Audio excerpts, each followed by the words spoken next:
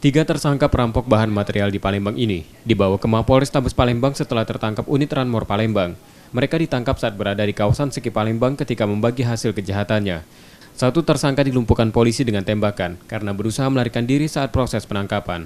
Polisi menerangkan, perampokan yang dilakukan berawal saat salah satu tersangka menghubungi toko bahan bangunan dan memesan material dengan alamat palsu. Saat pegawai toko mengantarkan pesanan, mereka dibawa ke satu tempat dan meninggalkannya dengan membawa kabur kendaraan dan bahan bangunan.